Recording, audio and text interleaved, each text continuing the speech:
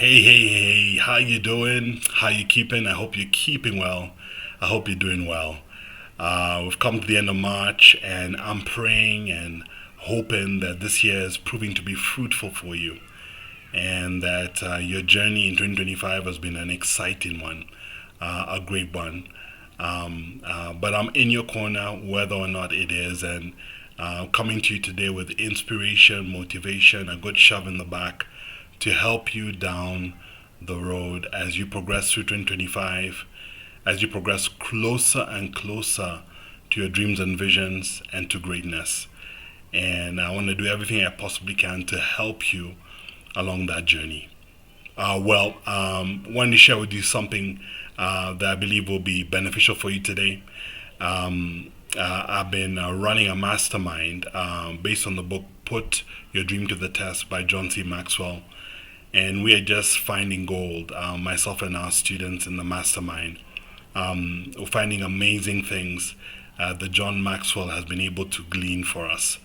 And one of them is around the reality question. Does my dream depend on factors out of my control?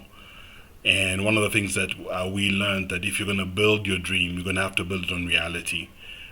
Build it on your strengths. And that's a particularly interesting subject for us here in Africa because we worship, we reverence, we revere hard work. It is a bit like a god for us. Your parents believe you should just be sweating to get all that you need to get. Your boss wants you to do eight to five to have your head in your laptop, trying to crack a code or get something done. Sweating is a big thing in our part of the world, most especially. And we do ourselves a disservice by over worshipping hard work because some of the hard work is being done in areas that we're not even strong in. And so we're trying to get mileage building on areas that are not our strength, not our talent, not our grace. And John Maxwell encourages us. He admonishes us. He says, guys, wake up.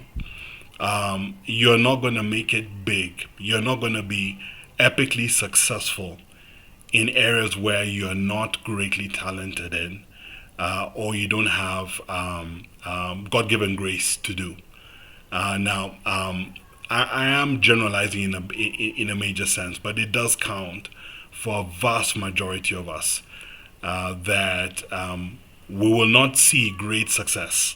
We will not see great success and fulfillment and significance in areas that we're building that are not based on our strengths, not based on our God given talent or God given graces. And so, if we're going to achieve our dreams, one of the things that we have to do pretty early on, very early on, is identify our areas of strength. The areas where we're heavy hitters, that we get things done with ease, with at least a greater degree of ease than the general population. Areas in which we seem to have flair, we seem to have easy ability to do things.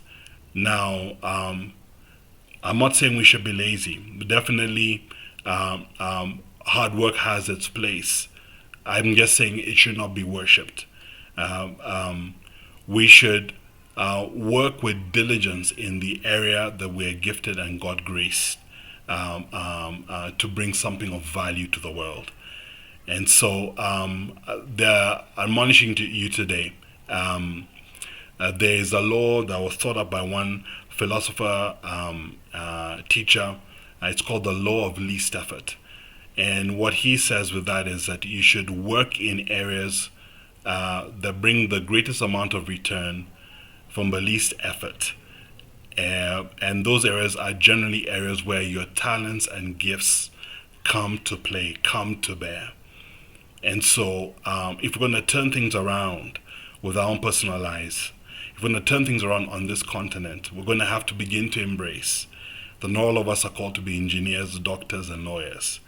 That some of us are called to be chefs, some of us are called to be DJs, some of us are called to be dancers, because that's the area of gifting and gracing that we have. And so we shouldn't try to force ourselves in pegs there where our gift and talent does not exist. We must begin to educate ourselves as parents and educate parents and teachers that when they see their student weak in a particular area, they should look for areas in which they are strong and help them build there. We could very well be unearthing the next greatest people in our generation by beginning to do that. And so the admonishment today, the encouragement today is, why don't you stop just working hard?